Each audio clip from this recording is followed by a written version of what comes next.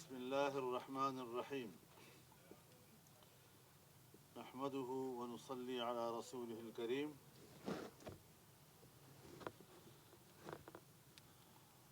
سب سے پہلے تو میں آپ کے سامنے وہ حقیقت رکھنا چاہتا ہوں جس کے لیے میں 10-15 سال سے بول رہا ہوں اور آج یہ بات تشت ازبام ہو گئی ہے کہ 60 امریکی اراکین پارلیمنٹ نے امریکی وزیر خارجہ کو خط لکھا ہے کہ پاکستان میں عمران خان کے خلاف ہونے والے اقدامات پر عمران خان کو تحفظ فراہم کیا جائے۔ ان اراکین کی اکثریت یہودی ہے۔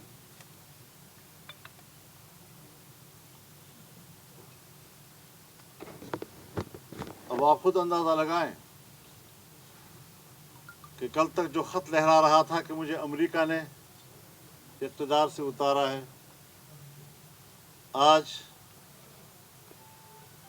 اس کے لابیسٹ وہاں پر جو ان سے تنخواہ وصول کرتے ہیں وہ بھی یہودی ہیں، اور وہاں کی پارلیمنٹ کی اتنی بڑی تعداد جو آج اس کے حق میں خط لکھ رہی ہے، جو پاکستان کے معاملات میں براہ راست مداخلت کر رہی ہے، اس سے واضح ہو جاتا ہے کہ یہ کس کا ایجنٹ ہے اور کس ایجنڈے پہ کام کر رہا ہے۔ ہم یہ سمجھتے ہیں کہ پاکستان کو ایک خاص منصوبے کے تحت ریاست کو تباہ کرنے کا ایک بین الاقوامی ایجنڈا ہے۔ عمران خان کو اس ایجنڈے کی تکمیل کے لیے پاکستان کی سیاست میں انجیکٹ کیا گیا ہے۔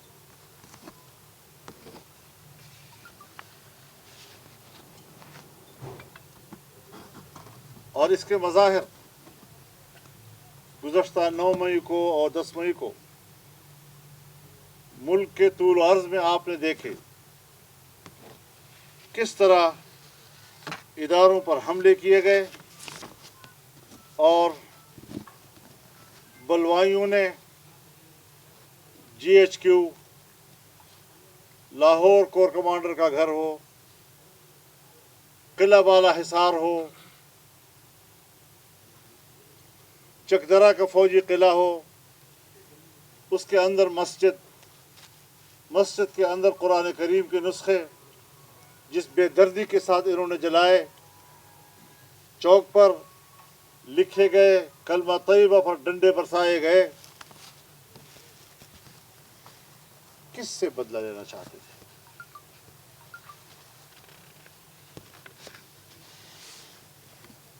سوال یہ ہے کہ جس عمران خان کو امریکی اور یہودی لابی تحفظ دینے کے لیے پگھل رہی ہے، اسی مجرم کو ہماری عدالتیں کیوں تحفظ فراہم کر رہی ہیں؟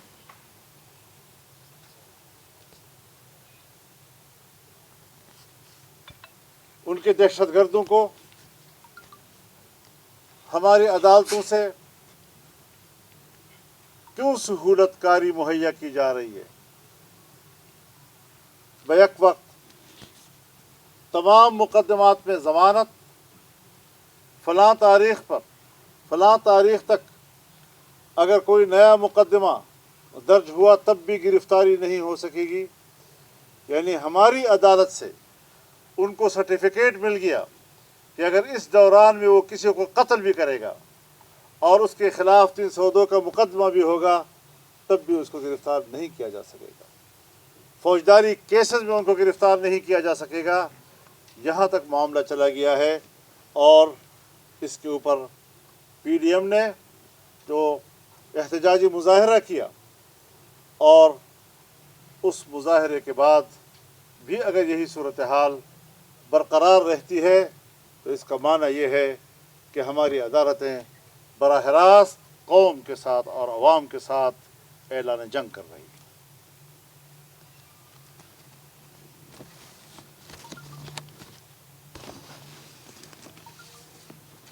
کہیں آپ نے دیکھا کہ کسی مجرم کو یا اس کے جرم کو عدالتوں سے رعایتیں ملی ہوں یا اس کو تحفظ دیا گیا ہو؟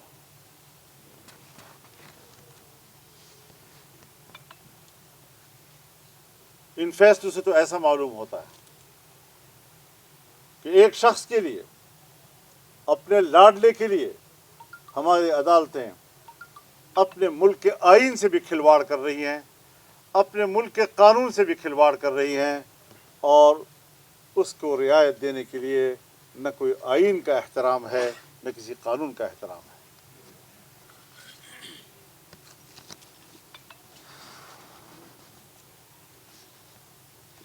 پہلے سپریم کورٹ میں، لاہور ہائی کورٹ میں، اور اب اسلام آباد ہائی کورٹ میں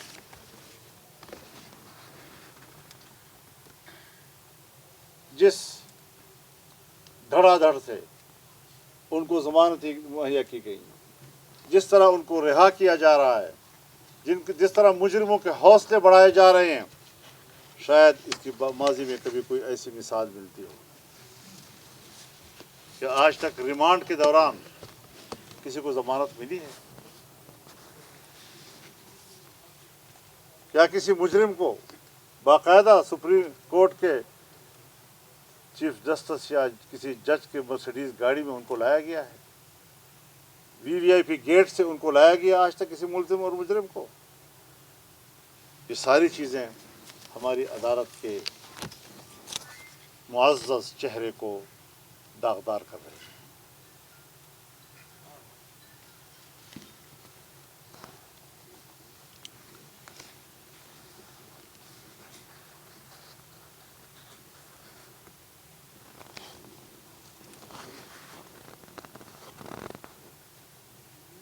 ہم سمجھتے ہیں کہ ایک خاص ایجنڈے کے تحت پاکستانی سیاست میں ایک غیر ضروری عنصر کو اس حد تک تحفظ دیا جا رہا ہے جس کا صاف مطلب یہی ہے کہ ہمارا ایک ادارہ یا ان کے کچھ ججز وہ ریاست کو کمزور کر رہے ہیں۔ جب ریاست کو کمزور ہوتے ہوئے ہم دیکھیں گے تو پھر پاکستان کا ایک ایک بچہ ریاست کی تحفظ کے لیے میدان میں آئے گا۔ تو ان کو یہ شکایت نہیں ہونی چاہیے کہ عدالت محترم ہے، عدالت کی توہین ہو رہی ہے۔ آپ ریاست کی توہین کریں، آپ پاکستان کے عوام کی توہین کریں، آپ پاکستان کے پارلیمنٹ کی توہین کریں، آپ پاکستان کے حکومت کی توہین کریں، ایک مجرم کے لیے، اس کے گھناؤنے جرم کے لیے، اور ہم اس پر خاموش رہیں۔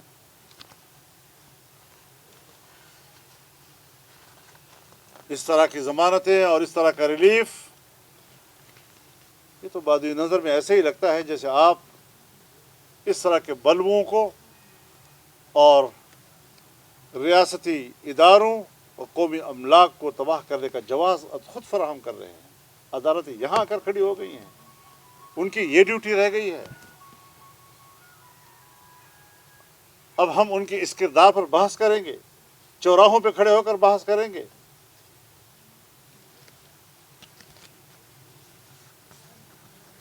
اور پھر یہ باتیں بھی سامنے آئیں گی، ابھی ہم نام کسی کا نہیں لے رہے، لیکن یہ باتیں سامنے آئیں گی کہ کون سا جج کس لابی سے براہ راست وابستہ ہے، کون سا جج مجرم کے ساتھ براہ راست رابطے میں ہے۔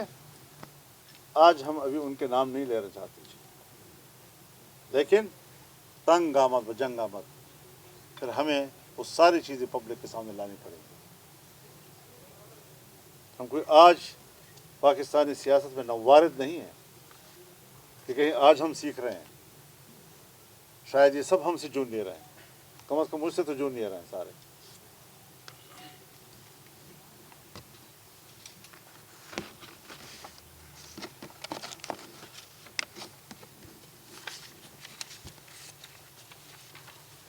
اگر خواجہ طارق رحیم کو اسلام آباد ہائی کورٹ کا عمران خان کو ضمانت دینے والا جج معلوم تھا تو کیا دوسرے لوگوں کو معلوم نہیں ہوں گے؟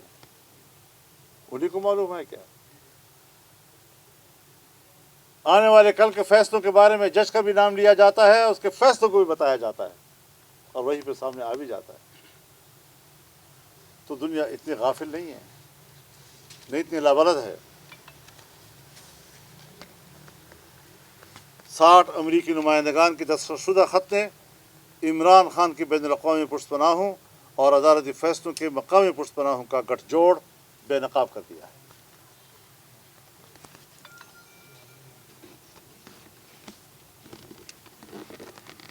اب جو بلوے ہوئے ہیں، جو نقصانات ہوئے، کہتے ہیں یہ ہمارے لوگ نہیں ہیں. اگر یہ آپ کے لوگ نہیں ہیں تو اس کا معنی یہ کہ آپ کے لیے پھر کوئی بندہ نکلا بھی نہیں ہے.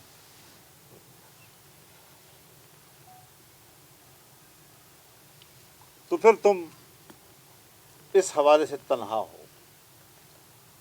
نہ تمہارے لانگ مارچ پر لوگوں نے توجہ دی، نہ تمہارے جیل بھروں کی تحریک پر توجہ دی، اور اب بھی 10 15 اور اس سے زیادہ اگر ہو سکتا ہے تو 50 اور 100 تک بلوائیوں نے جا کر جس طرح ملک کو جلایا ہے، اس کے بعد بھی ایسی شخصیت کو اور اس کی جماعت کو تحفظ فراہم کیا جائے اور پھر اپنے آپ کو محب وطن کہا جائے گا. انشاءاللہ حب الوطنی کے جذبے سے ہم نے ان صورتحال کا مقابلہ کرنا ہے. اور میں اتنا ضرور بتا دوں کہ ہمارے صبر کا امتحان نہ لیا جائے، عوام کے صبر اور تحمل کا امتحان نہ لیا جائے. یہ صورتحال حالات کو عوامی غیظ و غضب کی طرف لے جا رہی ہے. تو ہمارے عدالتیں اور ہمارے ججز جو عمران خان کی محبت میں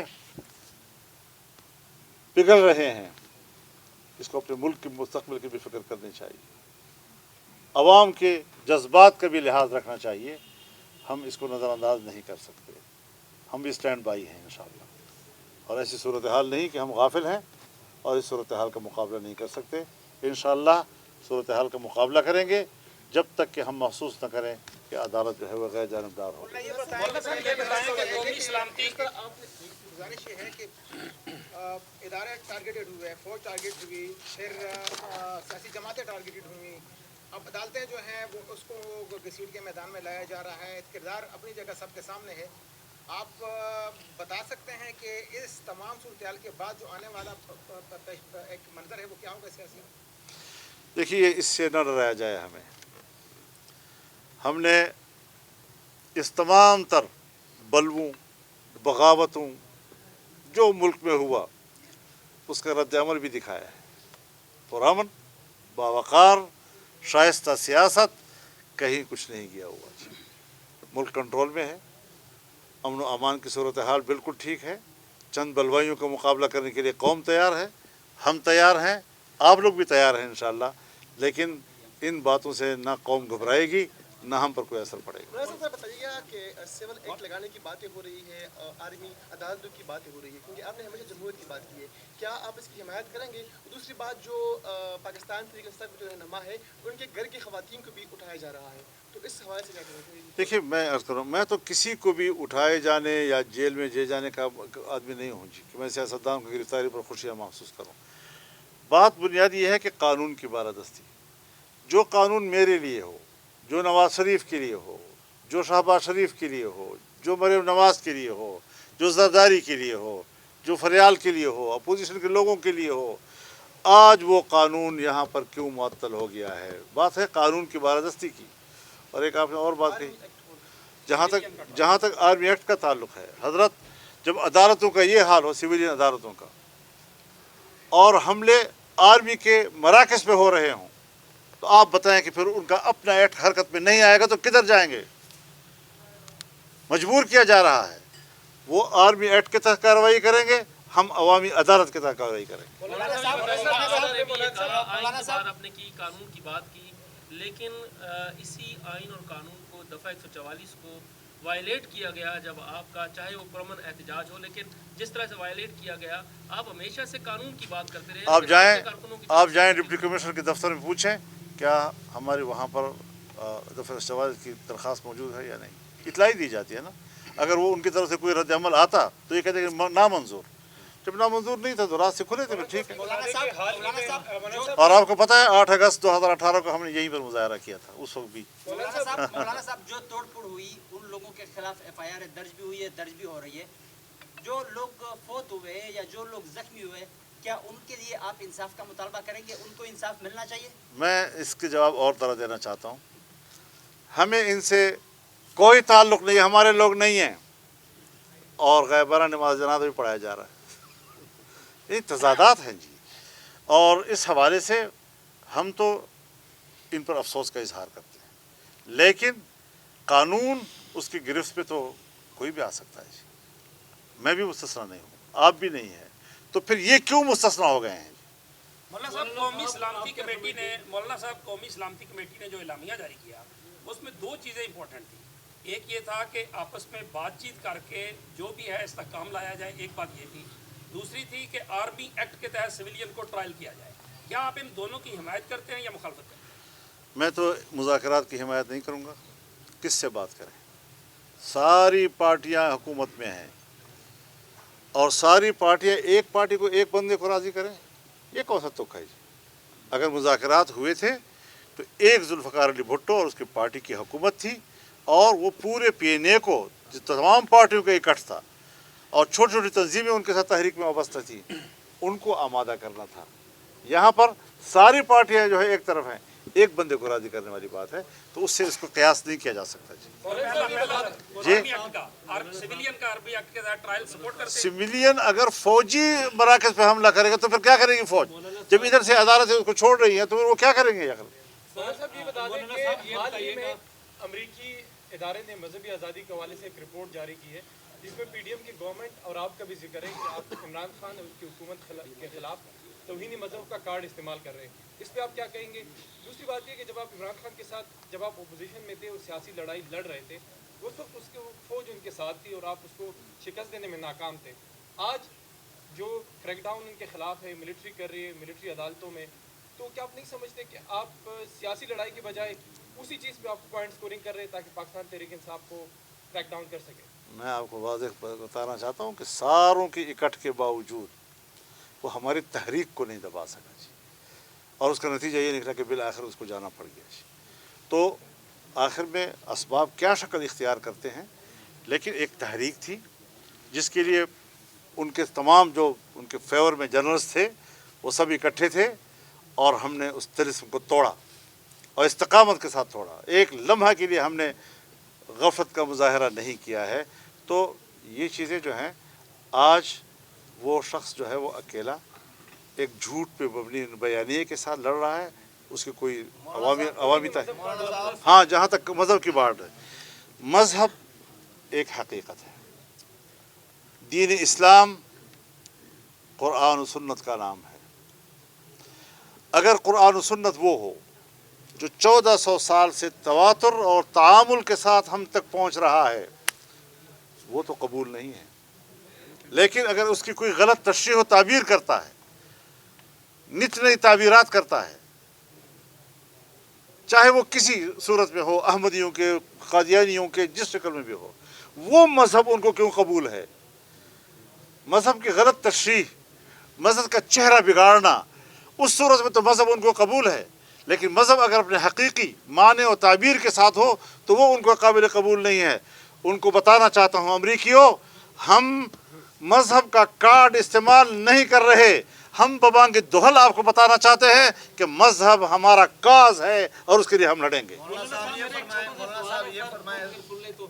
وہ یہ ہے سر کہ ایک تو یہ بتائیں کہ وہ سے PTI کا جو مرکزی رہنما ہے وہ بھی 9 مئی کی اس کی مذمت کرنا شروع کر دیا انہوں نے، جیسے فواد چودھری صاحب ہیں اور کچھ لوگ ہیں، एक चीज जैसे कुछ लोगों ने पीटीआई छोड़ दी है, क्या उनका सॉफ्टवेयर अपडेट हुआ है या वो अपने ज़मीर की बात पे छोड़ रहे हैं पीटीआई? तो वो इन ताबू असलहों के ज़ुम्रे में आ जाएंगे। मौलाना साहब ये फरमाएं, लोग ये पूछ रहे हैं कि मौलाना साहब ने धरना दिया सुप्रीम कोर्ट के बाहर, पहले 13 दिन रहे थे, फिर कुछ दिन और 13 घंटे, फिर 13 घंटे रहे। इस दफ़ा हफ्ते का नुस्खा लोग समझ बैठे थे कि हफ्ते का नुस्खा होगा। ये हुआ क्या? धरना फौरन ख़त्म क्यों किया? ये लोग सवालात पूछ रहे हैं, तो इसका थोड़ा सा बताएंगे। मेरे ख्याल में बहुत मुख्तसर नोटिस पर लोग आए थे और उन्होंने अपना मकसद एक ही दिन में हासिल कर लिया था। जब अदालत ने अपना केस जो है वो एक हफ्ते के लिए पोस्टपोन कर दिया और सूरत हाल एक बेहतर सिमत में लोगों को नज़र आई, तो फिर खामखा लोगों को बिठाए रखने का तो माना नहीं होता ना जी। कॉज के लिए होता है, एक मकसद के लिए होता है। अगर वो 10 दिन में हासिल हो, महीने में हासिल हो या 10 घंटों में हासिल हो, हमने बहुत से मकासद एक ही दिन के अंदर हासिल कर लिए और एक ऐसे किरदार के साथ कि दुनिया में उसकी मिसाल नहीं मिल सकती। मज़हब कार्ड और मज़हब कार्ड और मज़हब कार्ड, ये चीज़ें जो हैं हमसे सीखो कि मज़हब कितना पुरअमन है, मज़हब कितना मुनज़्ज़म है, वो सोसाइटी को क्या तहफ़्फ़ुज़ देता है, किस तरह ज़ब्त देता है। बस अगर कोई 2-4 आदमी 22 करोड़ में से वो बंदूक उठा लें तो बस उसकी ताबीर दुनिया में पहचान कराई जाती है, और जो दुनिया एक तवातुर के साथ एक किरदार के साथ पब्लिक के सामने है, दुनिया के सामने है, वो उनके लिए काबिल कबूल नहीं। हमारा इस पर दुनिया के साथ जंग है, न हम इंतहा पसंद हैं। हमारे आपने 14 मिलियन मार्च भी देखे, हमारा आज़ादी मार्च भी देखा, उसका नज़्म ज़ब्त भी देखा, उसका अमन व अमान भी देखा, किस तरह हमने इंसानों की ही नहीं बल्कि दरख्त को भी तहफ़्फ़ुज़ किया, गमलों का भी तहफ़्फ़ुज़ किया। कल हमने कोर्ट के क्यारियों का भी तहफ़्फ़ुज़ किया। तो इस तरह के लोग आपको नहीं मिलेंगे। हम एहतजाज भी करते हैं, दलाले से करते हैं, खौफ कोई हमारे आपस में नहीं था, लेकिन मुनज़्ज़म लोग हैं, पुरअमन लोग हैं, और इससे हमें न डराया जाए कि मज़हब है और मज़हब है। मज़हब है, मज़हब एक हकीकत है, मज़हब की जगह है, और तुम मज़हब की जगह को ख़त्म करके उसको कहोगे ये काट, कोई काट नहीं है, हमारा काज है। अदालत इमरान खान को इंसाफ दे तो वो गलत है, लेकिन अगर दफ़ा 44 में आप जो है आपको जो इसलिए इंतजाम में हिदायत भेजे तो वो ठीक है, क्या ये एक आज़ाद नहीं है? कानून से ये उनका मसला है, मेरा मसला नहीं है। बहुत शुक्रिया जी, हमने अवॉइड नहीं किया। बहुत शुक्रिया जी, बहुत शुक्रिया जी, थैंक यू।